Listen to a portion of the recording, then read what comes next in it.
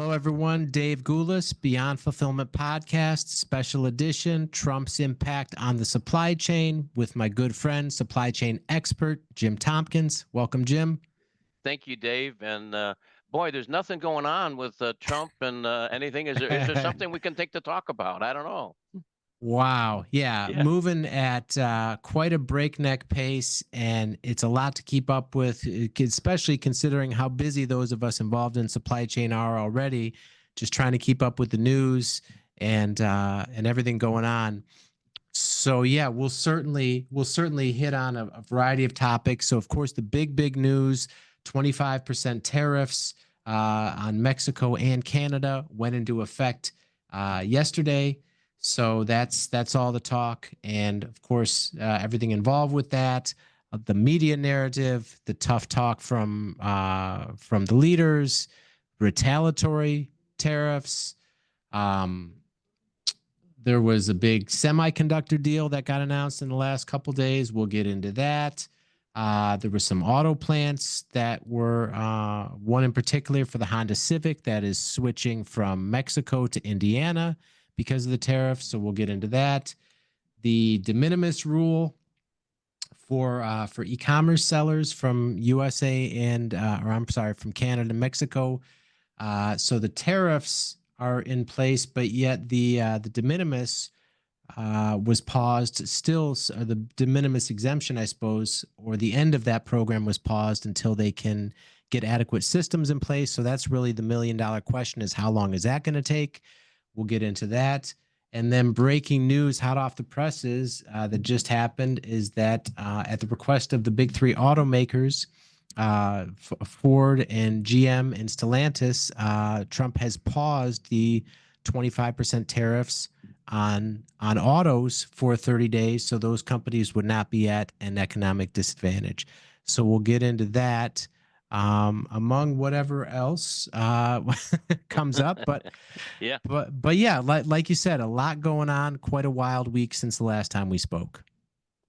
Absolutely. Absolutely. You talk about the Mexico and the Canada and the China tariffs, which are all over the news, and the reaction we're getting from Canada, the reaction we're getting from Mexico, and the reaction we're getting from China. And I think there's people in the world that aren't fully understanding the situation we have here. And they're responding, the Canadians are saying, why is Trump punishing us? He's our friend. And Mexico saying something similar. And China said, oh, yeah, wait until you see what I do to you. And so everyone's kind of uh, pumping up their muscles and talking about how they're going to flex. And the question is, what the heck's going on? Is this a power play by Trump, or what is happening? So I thought, instead of trying to get into that battle and keep it on a supply chain basis, it would be useful for us to just kind of look at a few facts. And fact number one, which is the largest economy in the world? It's the United States. We're at $29 trillion. So our GDP is the largest in the world. Second largest is China, which is 64% of our 29 trillion. They're at 19 trillion. And then the other two guys in this discussion is Canada, and their GDP is 2 trillion, which is 7% of ours. And then Mexico, which is 1.8 trillion, which is 6% of ours. So if you take China, excuse me, Canada and Mexico combined, it's only 77% of the US GDP. Now, if we look at that GDP number, that's important because that tells you the size of the prize. But then the other thing is, how is that country doing from a supply chain, from a deficit perspective, with our imports versus our exports? And the United States is doing really lousy. We are running a $1.2 trillion trade deficit. What that means is we do more importing than we're doing exporting. It's kind of like, when I was 10 years old, my dad told me, if you make $1, spend 90 cents and keep 10 cents for a rainy day. But you never can spend more than you make. And that's what we're doing in the United States. And so that is leading to the deficit. And the deficit, in addition to the other things that the government is doing, is resulting in a weakened United States. And in fact, if we continue down the path we're on now, the United States won't be around. We'll be bankrupt, and we got a real problem. So let's just look at it from a moment from where we are in the United States, since we're the largest economy and other people want to trade in our economy. What's Trump doing? He's trying to reduce spending. He's trying to reduce imports. He's trying to encourage domestic production. He's trying to increase exports, and he's trying to eliminate these overall trade deficits. And he says his favorite word is tariffs, and he's trying to use tariffs to get that done. Now, the issue is if we look at the individual countries, the China trade deficit with the United States is 295 billion. That's the largest in the world. Second largest is Mexico at 171 billion. And then ninth in the world is 63 billion. But these three balance of trades is a considerable number compared to the total trade deficit of 1.2 trillion. And so what Trump is saying is I got to get rid of a 1.2 trillion dollar trade deficit. A good place to start is Canada, our good friends, Mexico, our good friends, and China, where we have a lot of tension going on anyway. And so what he's trying to say is, okay, from these three countries, it's $529 billion of trade deficit. That's 44% of our problem. And so there's 19 countries where we're running a trade deficit. These three countries amount to 44%. And so if we can make progress on leveling the playing field, we're going to come out and it's going to be good. And so how's Trump doing? Well, last night in his speech, he talked about spending cuts. He's doing pretty well. How's he doing on increasing domestic production? He's doing pretty well. He's getting a lot of money. Eli Lilly, the Taiwan Semiconductor manufacturing company. He's got lots of other companies that are committing to spending money on domestic production, and and so now he's getting the part of trying to level the playing field. China, Mexico, and Canada need access to our markets. And back when tariffs were first created back in 1914, people paid for the right of doing that, and they called that payment a tariff. And so, given that China, Canada, and Mexico want to have access to our trade markets, what we should do is at least level the playing field on tariffs. And what we're doing is Trump is saying, I am going to put in place a reciprocal tariff. So if you charge me 10%, I'm going to charge you 10% to level the playing field. And so he's not aggressively going over the other folks. He's trying to make a reciprocal, make a tariff that is equal to what the tariffs that are being placed against us. So he's trying to do that. Now, is that a negotiation tool? Is that where the tariffs are really going to be? We don't know. And we do know that Trump is got this master plan that he's working on. But what we can definitely see is if these countries want access to our market and we put a tariff on them and they put a retaliatory and then we put a retaliatory and they put, who's going to win? Well, the bigger guy, the bigger economy is going to win because we have more money we can work with.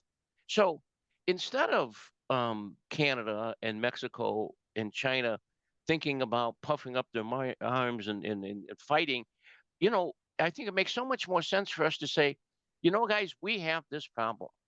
And we want to continue to be the largest market in the world, and we would like you to have access to it, but we can't go out of business. If we go bankrupt, you won't have anything. So how can we work together? So I would kind of like to get the boys together and go out and have a few beers and sit around the table and say, what can we do to solve this problem? And I believe Trump is sincerely trying to solve the problem.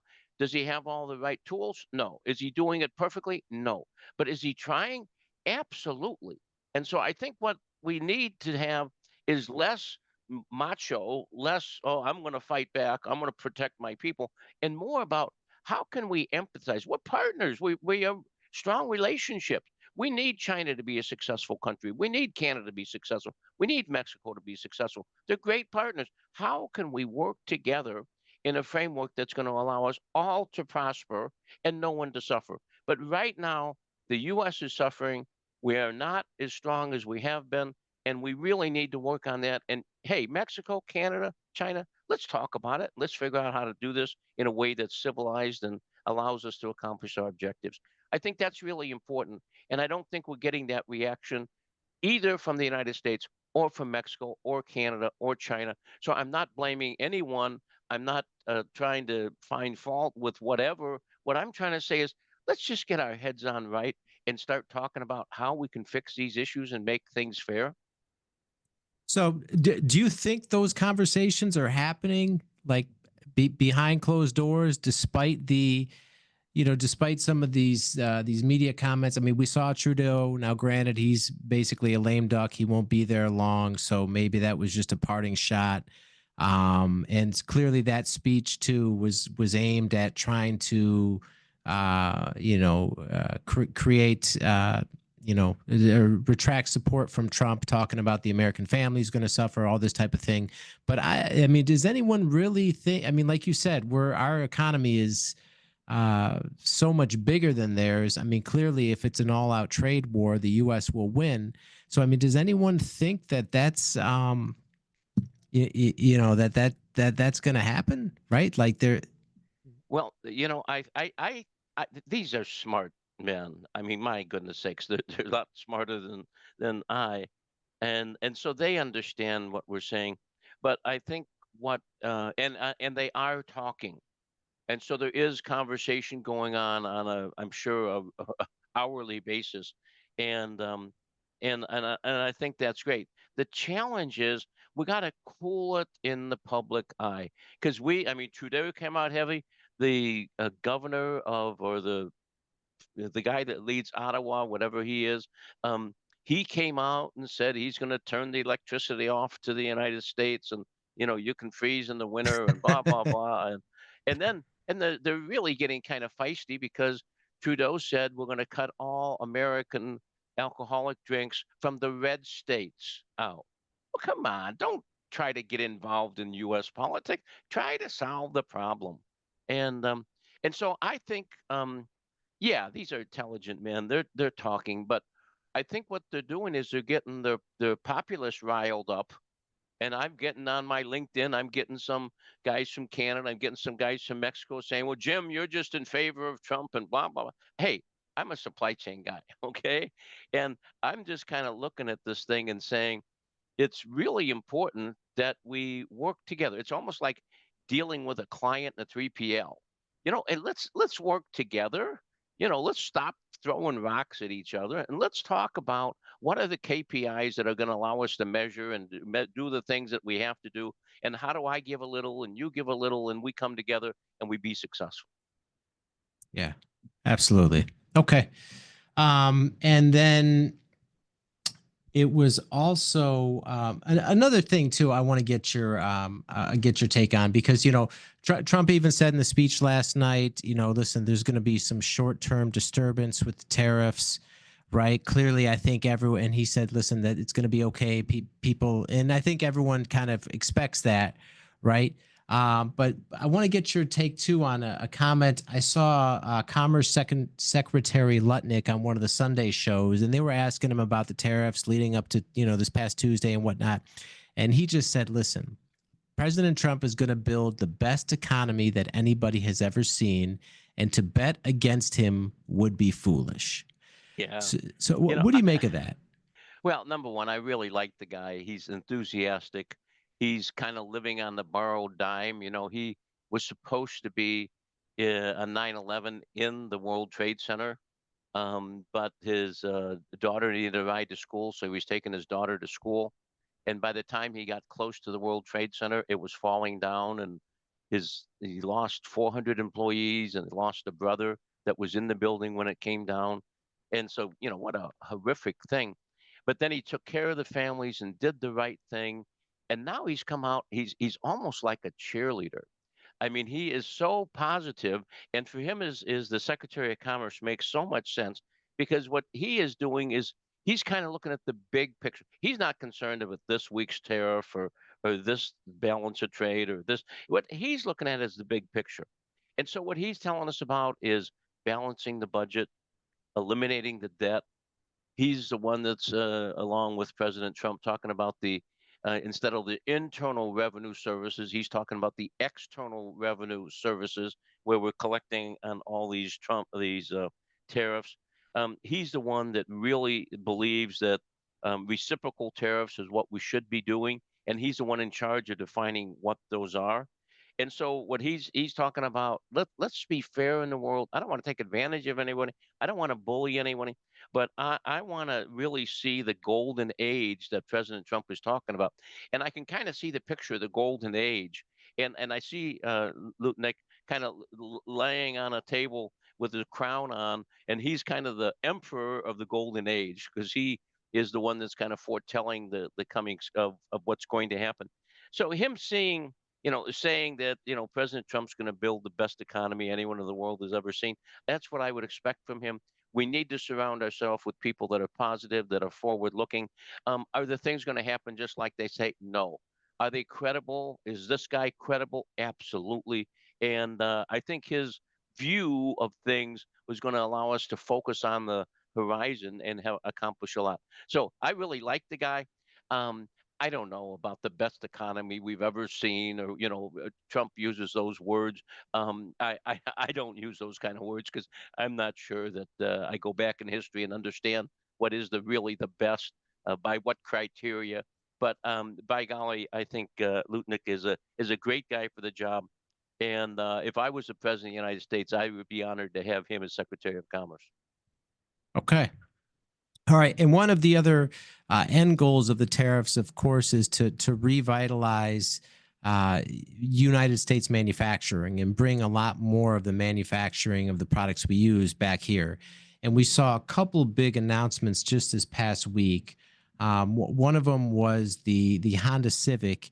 They're shifting from building the next model from Mexico to the United States in Indiana.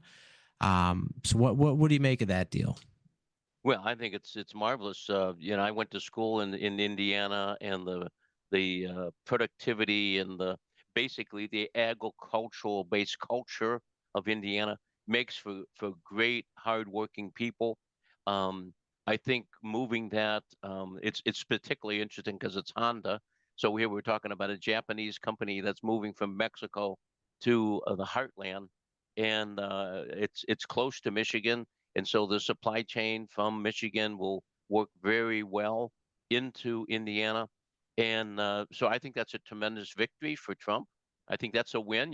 If we're keeping score of yet good ones and not so good ones, that's a good one. That's a big win.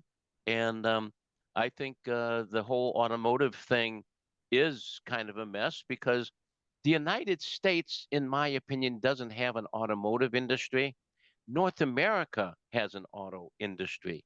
Because you look at stuff, it's made in the U.S., then goes up to Canada, gets this done to it, then it goes another place in Canada, then it goes to the United States and has something else done to it, then it goes down to Mexico to get assembled into the car, then it comes back. I mean, so it's the supply chain for if you're sitting in a box of automotive parts, you're going to look out of the box one day and say, "Oh, I'm in Mexico today." It's "Oh, now I'm in Canada. Oh, now I'm in the United States," and you can be traveling all over the place. You go back and forth across the border, and it's a North American industry. It's not a U.S. industry, and so we need to work on that. We need to understand that the supply chain is North America, and that's where we need to focus on it, not an individual company, but how does North America automotive supply chain work? And so I think it's great that Honda moved in Indiana to that plant. I love it. Okay. And the other big one from this week was the Taiwan Semiconductors. So they're going to move the production back into the U.S. From Taiwan. That Yeah, has so some they yeah, go different ahead, Denny. I'm implications. sorry. Yeah. Yeah, different not only, of course, for U.S. manufacturing, but potential national security because we're so heavily reliant on that. And then, that's, something, the topic that's been discussed recently is potential Chinese invasion of Taiwan, and what that could, the vulnerability there of having those semiconductors manufactured there as opposed to the U.S. Yeah, it's unbelievable. Phoenix picked up a $65 billion grant a couple years ago from the Taiwanese Semiconductor Manufacturing Company, and it was a big, big, big deal.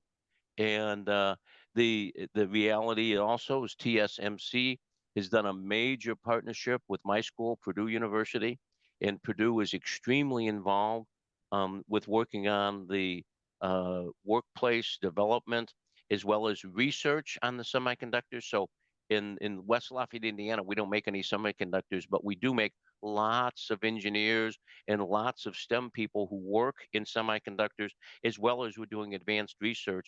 And so the in at Purdue, we have something called the Center for Secure Microelectronics Ecosystem. It's an overall supply chain security system for semiconductors. And so if you look at what TSMC has done in Phoenix, what they've done at Purdue, and now they come along with another new 100 million this week, and this new 100 million is going to be for manufacturing. And so this is kind of interesting because it gives us kind of a contrast between the Biden approach and the Trump approach. Biden believed in the carrot. And so what he did is he did the largest carrot in the country, if we're talking about carrot and stick. So the largest motivational carrot coming out in the last couple of years in the United States is the CHIPS Act. And so the CHIPS Act says we will give you money to do this, we'll give you money to do that. And so that's a carrot. Trump just doesn't come out with a carrot. He comes out with the stick. He says, if you don't come, I'm going to put a tariff on where you are. And so it's an upside down motivation. But Trump got $100 billion that's going to be again put into Phoenix, and that's going to have a huge impact on the economy in general. It's going to have a huge impact on manufacturing. The national security issue that you mentioned, Dave, is critical. It's going to create over 40,000 construction jobs to spend that 100 billion.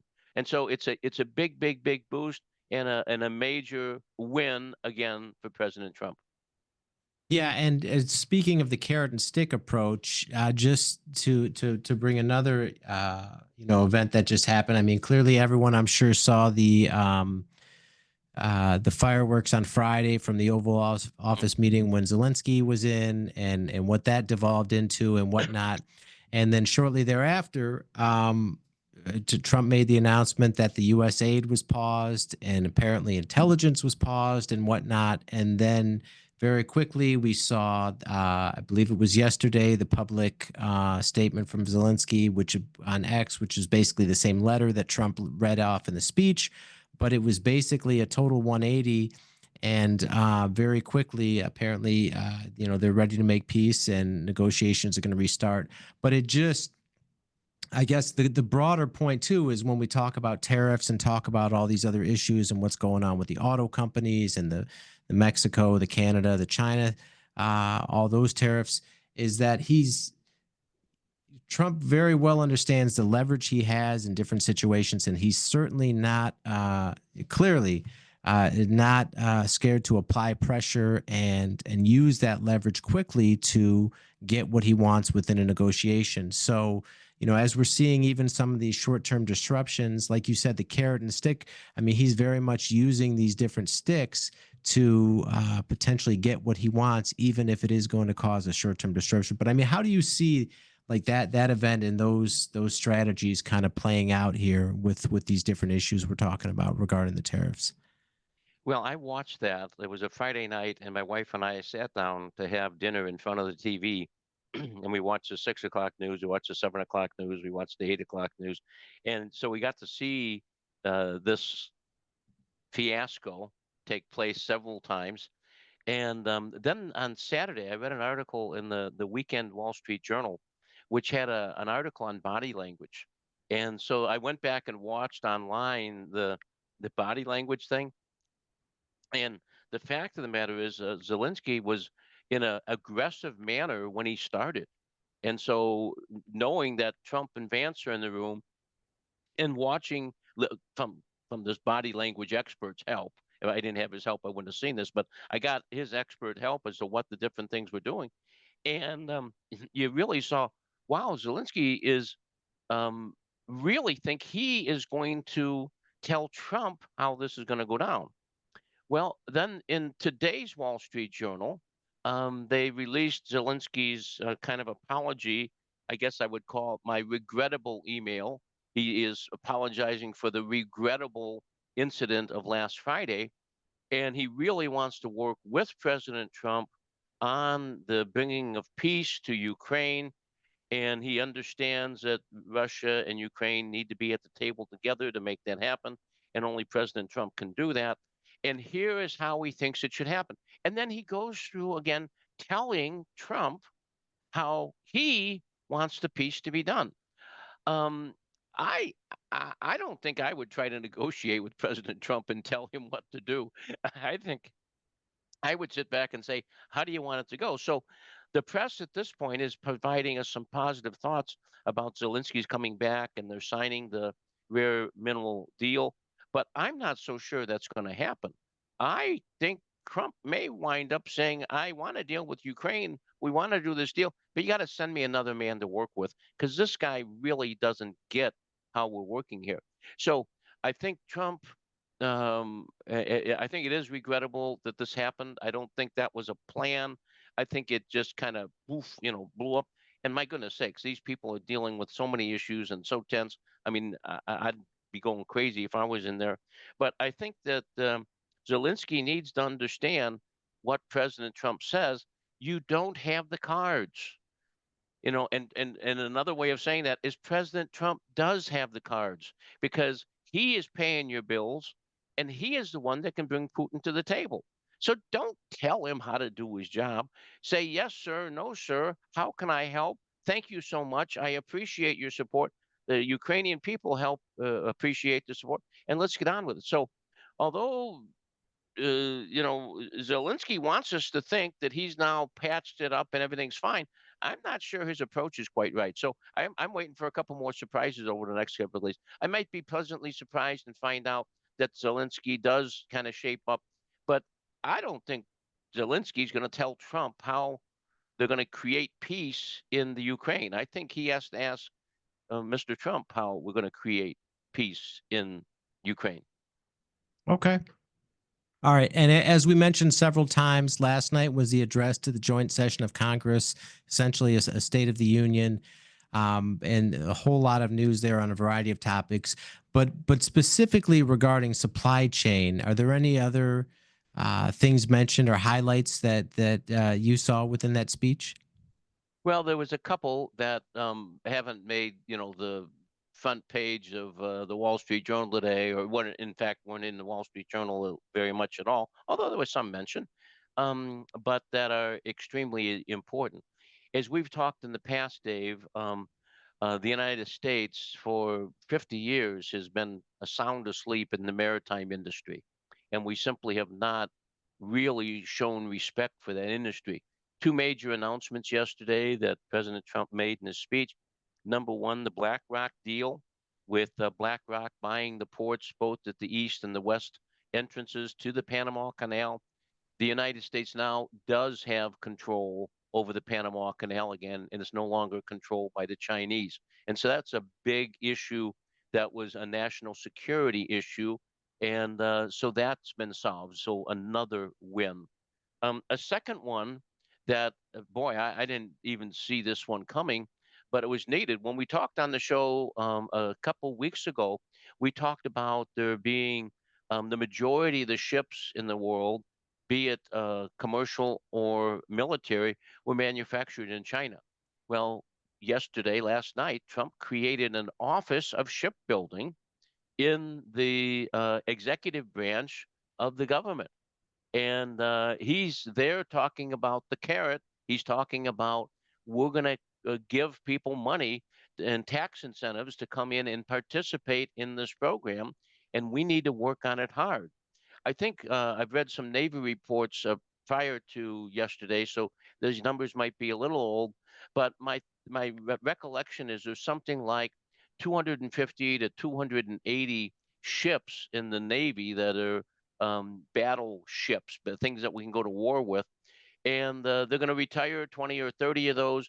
But by year 2050, I think they're saying we need like 380. And so there's a lot of shipbuilding that has to be done. And we're going to build those here in the US. Right now, there's no military ships and no commercial ships of any size that are being made in the United States. So I think both his canal play with BlackRock and his shipbuilding thing were both really interesting. And then also he had a one-liner in there last night about Greenland and the rare mineral earths, and I thought that was extremely interesting because, as we know, that's a portion of the flashpoint in Ukraine is signing the mineral deal there. So I thought it was interesting. He didn't tie the Greenland thing to the Ukrainian thing, but he kind of is, broadcasting that there's more than one way to skin a cat. If I can't get the ones I want, I might be able to find others. So I thought those three issues were kind of interesting to see how he wove them in there. I never heard the word supply chain, but I heard a lot of implications about when he was talking about the automotive industry, the importance of the flow of goods and the coordination of the resources and so forth, which are obviously all supply chain topics. So clearly, President Trump has an awareness and a knowledge base of how important supply chain is, and I think it's cool that we as supply chain guys are being able to play a role in how people are understanding these topics and where things are going. Absolutely. And speaking of that, so if companies are out there and they're in the middle of any of these situations with the tariffs internationally, or business issues, procurement, international shipping, supplying, whatnot, and they need a firm that has expertise and understanding that can help them move in this dynamic environment and develop optionality within their own supply chain. For those that don't know, your firm, Tompkins Ventures, is a global B2B matchmaking service that does just that and offers a wide variety of logistic solutions for companies in that space. Can you just speak to what you do for a minute? Well, sure. 50 years ago, this year, in 1975, I started a consulting firm called Tompkins International, and we were really good in the the narrow field of warehousing and distribution. But what I've learned over the years that if you're a narrow consultant, you got to be careful because if you make the wrong assumptions on inventory or you make the wrong assumptions on days to delivery to customer, you can really have a lousy solution because you didn't understand what went on before or after. In a similar way, there's a lot of consulting firms out there that do this high level strategy stuff, but don't really get into the gritty nitty gritty of what you're doing. And then there's these companies that are really, really, really good. They're very broad and very deep. And the McKinseys, the Accentures, the IBMs, the Deloitte Touche, the KPMG, these firms are really, really good firms that have a great consulting portfolio. The problem is they've got so many people, it's really expensive for them to put those resources together, and so what they have is so much cost, so much fixed labor that's not used on a full-time basis that the value proposition is becoming questionable. And so with the world's complexity in supply chain, what you need to have is unlimited capability, but with low cost. Well, how do you do that? Well, you do it by having an ecosystem and then matchmaking that ecosystem by taking this part and putting them together. And now you have a team for that project. And you only have to pay for that project team. You don't have to pay for all the overhead that goes with it. And so that's what Tompkins Ventures are.